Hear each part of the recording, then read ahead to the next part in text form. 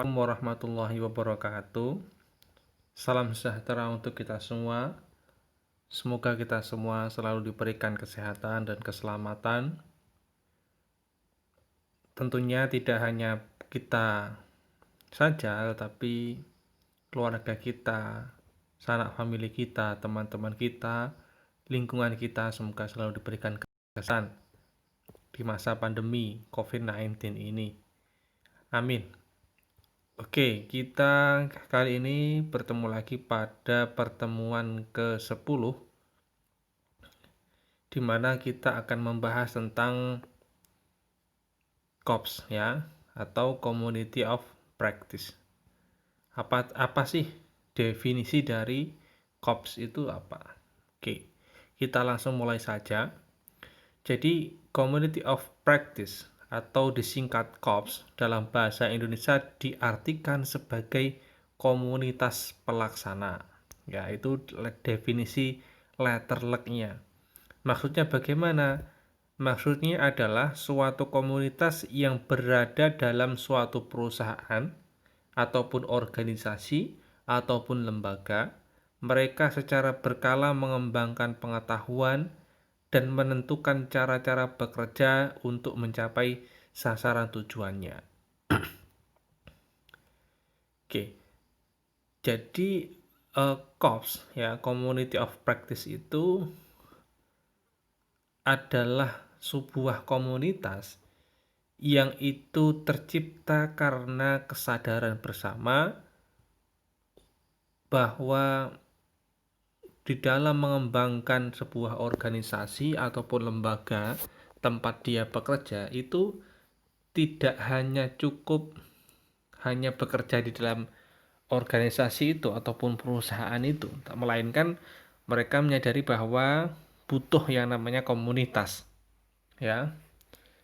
Contoh komunitas kalau kita berbicara tentang perpustakaan, di dalam lembaga perpustakaan entah itu nasional, swasta ya, itu adalah ada komunitas ya, banyak ya. Ada APTP, kemudian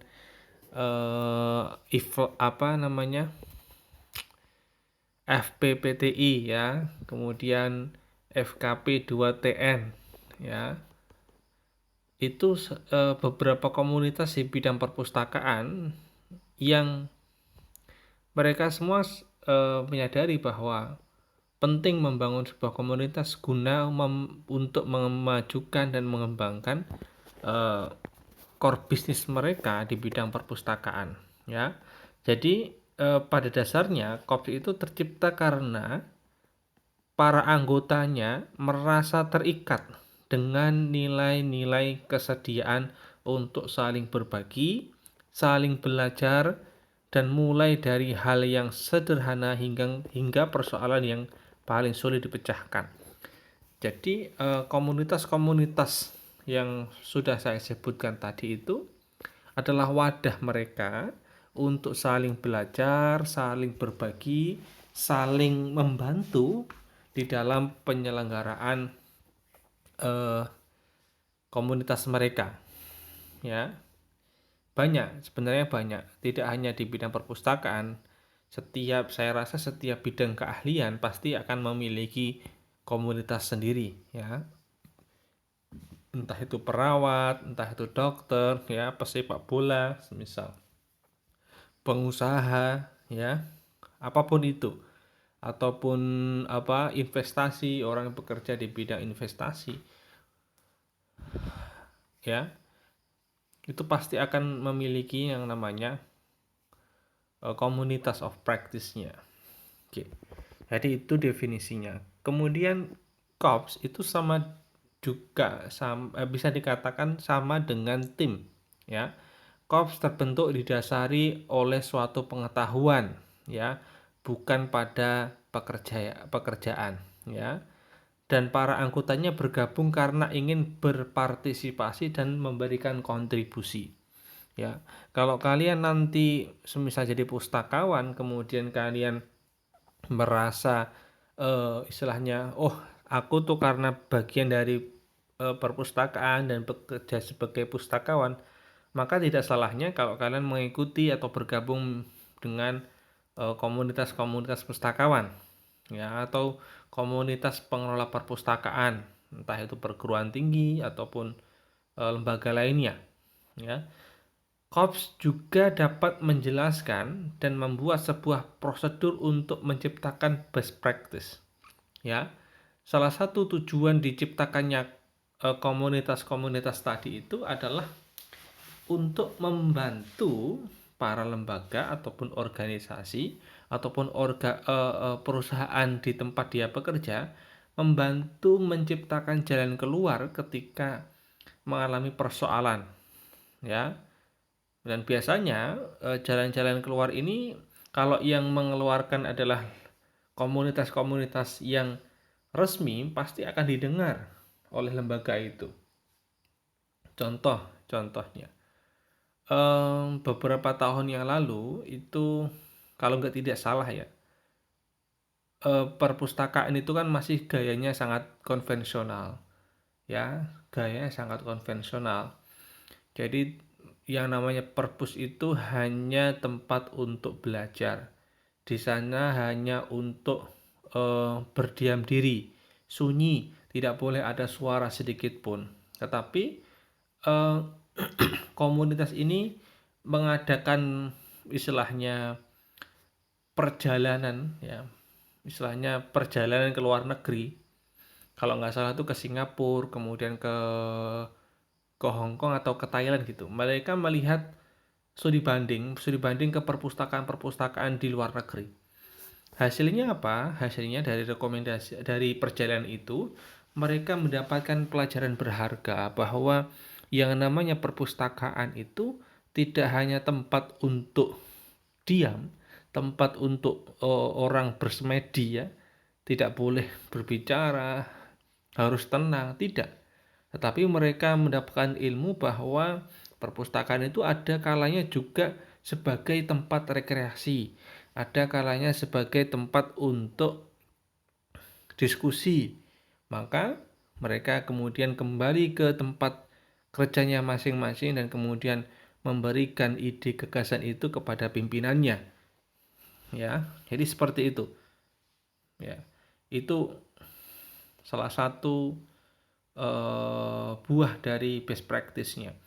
Kemudian korps adalah tim, dan sebuah tim dapat dikatakan efektif jika ia menghasilkan suatu sinergi dan mencapai sasaran yang ingin dicapai. Nah, ini jelas ya. Tadi ya, tujuannya dari komunitas ini adalah ingin mencapai sebuah tujuan, ya. Entah itu tujuan untuk komunitasnya sendiri ataupun kembali ke tempat kerja masing-masing. Oke, ini ada karakteristik komunitas, karakteristik dari setiap korps. Ada yang namanya joint enterprise, ya. Mereka saling berinteraksi karena mempunyai sasaran pribadi yang mirip serta ingin berkontribusi untuk mencapai sasaran dari komunitas itu. Jadi, kalau joint enterprise itu mereka setiap anggotanya itu merasa bahwa dia itu senasib, seperjuangan. Makanya mereka membuat sebuah komunitas dan secara bareng-bareng mereka berkomitmen untuk mengembangkan komunitas itu. Itu joint enterprise. Jadi rasa sadar gitu kan. Kemudian ada namanya mutual engagement. Ya, anggota komunitas di dalam mutual engagement ini masuk melalui proses, ya. Ada sistem seleksi gitu ya. Dan kemudian menjalankan komunitasnya berdasarkan peraturan-peraturan yang telah dibuat. Oke, jadi lebih kepada melewati tahapan-tahapan tertentu untuk bisa menjadi anggota. Setiap anggota memiliki peran dan tanggung jawab untuk mendukung pencapaian sasaran komunitas. Jadi ada sistem seleksi ataupun tahapan-tahapan ketika seseorang itu kepingin jadi anggota komunitas itu, ya. Semisal kalau mereka kepingin menjadi anggota apa namanya forum perpustakaan perguruan tinggi negeri gitu kan. Mereka ya harus setidaknya harus bekerja menjadi pustakawan di perpustakaan perguruan tinggi negeri. Nah, tidak mungkin mereka dia tidak mungkin seorang itu semisal dia tidak bekerja menjadi pustakawan, dia kemudian tidak bekerja di perpustakaan perguruan tinggi kok ujuk-ujuk bergabung bersama komunitas perpustakaan perguruan tinggi. Itu akan sangat mustahil. Maka ada sistem seleksinya, ya. Mana-mana kriteria yang bisa masuk menjadi anggota kelompok itu. Oke, itu mutual engagement. Kemudian share repertoire, ya. Mengacu pada komunitas yang berada di suatu tempat kerja yang sama sehingga mereka saling berkomunikasi, berbagi, dan menyimpan pengetahuan. Ini kalau komunitas ini adalah komunitas yang dibangun di dalam tempat kerjanya masing-masing. Contohnya ada namanya dosen rumpun, ya, komunitas dosen rumpun. Komunitas dosen rumpun itu isinya adalah anggota-anggota yang serumpun. Misal rumpunnya MIPA, berarti mereka ada dosen fisika, ada dosen geografi, ada dosen biologi, kimia, gitu, seperti itu. Itu ada komunitas yang dibangun karena mereka berada di satu tempat yang sama, tempat kerja yang sama. Itu contohnya. Kemudian ada karakteristik, ya, COPS, ya. Yang pertama namanya visitor, ya. Visitor itu pengunjung. Jadi pengunjung itu apa? Jadi jika ia hanya mengunjungi seminggu sekali dan tidak bergabung sebagai COPS. Jadi kalau kalian itu sebagai semisal pustakawan perguruan tinggi tapi kalian hanya ikut-ikutan saja, semisal di sana ada kegiatan seminar yang diadakan oleh FPPTI, Forum Pustakawan Perguruan Tinggi. Sebulan kemudian, ada lagi seminar. Kalian hanya ikut-ikut itu saja tanpa bergabung menjadi anggota, ya berarti kalian hanya sebagai visitor atau pengunjung saja, ya. Karena ya tidak rutin gitu kan, tidak rutin, hanya beberapa kegiatan saja. Kemudian ada no voice, ya, atau pemula. Jika ia masih pemula dan masih menimbang-nimbang untuk menjadi anggota atau tidak. Jadi ada rasa di mana dia mempertimbangkan, kira-kira tuh aku jadi nggak toh gitu kan, jadi nggak sih bergabung di komunitas itu gitu. Itu kalian masih sifatnya menjadi novice ini, ya, atau pemula ini. Kemudian ada reguler. Jika ia berkontribusi secara periodik dan berinteraksi dengan anggota lain, ya. Contohnya tadi itu, yang seminar tadi, semisal dilakukan secara periodik, ya, 1 bulan sekali ataupun setahun 3 kali, kemudian kalian di situ berpartisipasi, entah kalian menjadi panitia, entah kalian menjadi narasumber, entah kalian menjadi pembicara di situ, maka kalian namanya reguler. Ya, kalian walaupun tidak menjadi anggota, tetapi kalian turut berkontribusi atau berinteraksi dengan anggota lain, ya, maka itu dinamakan reguler. Kemudian ada leader, ya. Leader ini adalah pemimpin yang memiliki waktu dan bermotivasi untuk berperan secara resmi. Biasanya yang namanya leader itu mereka mencurahkan tenaga, pikiran, harta, tahtanya, ya, semisal untuk komunitas itu namanya leader, ya. Kemudian ada namanya elder itu bisa dikatakan senior, ya. Senior adalah anggota yang memahami seluk-beluk komunitas, ya. Walaupun dia tidak menjadi pemimpin tapi dia seorang elder, maka kita harus tetap menyegani dia karena dia mengetahui seluk-beluk dari komunitas itu. Oke, Kita lanjutkan. Oke, ini fungsi adanya COPS ya, mendorong penerapan strategi perusahaan yang berorientasi pada knowledge management. Jelas. Kalau komunitas itu berjalan dengan profesional, maka proses transfer knowledge, kemudian dari tacit knowledge kemudian dijadikan explicit knowledge itu akan berjalan ya, akan berjalan. Kemudian menghasilkan bisnis-bisnis baru ya. Dulu itu nggak ada yang namanya perpustakaan sebagai tempat untuk nongkrong, itu nggak ada. Sebagai tempat untuk nonton film, olahraga, itu nggak ada, tidak pernah terbayangkan. Tapi sekarang karena komunitas pustakawan itu mengembangkan keilmuannya, ya mengkaji, kemudian mereka punya terobosan baru. Perpustakaan disediakan tempat untuk nonton bioskop ya, tempat untuk berolahraga, kemudian tempat untuk refreshing, main game itu boleh itu ya. Itu bisnis-bisnis baru di perpustakaan seperti itu.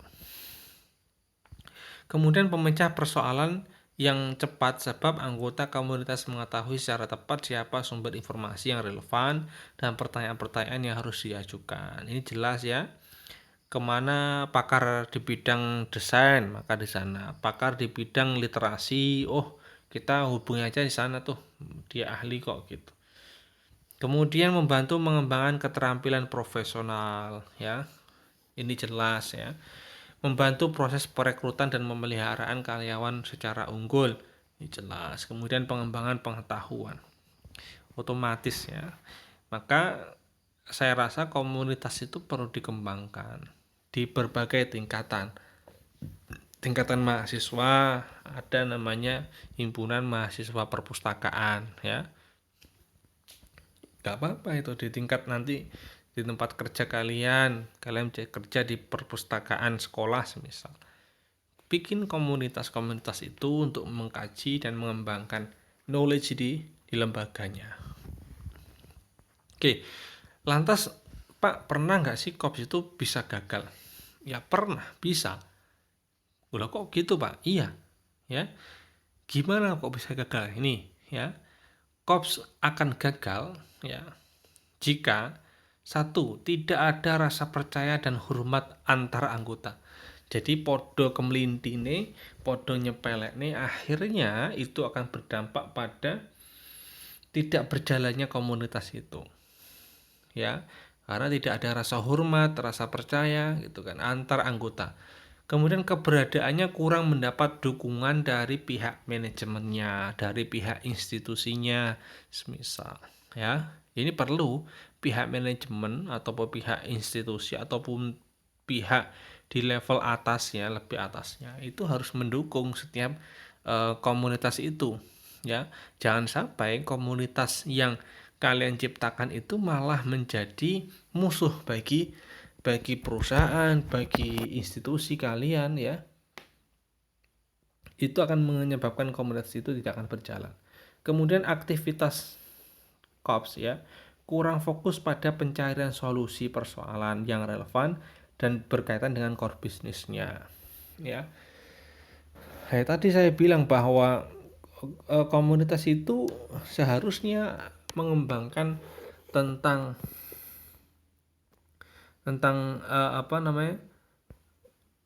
sesuai dengan core bisnisnya ya. Gak mungkin komunitas pustakawan kemudian membahas tentang berkaitan dengan kegiatannya dokter semisal, tidak akan pernah bisa masuk akal ya, karena tidak fokus pada persoalan yang relevan. Maka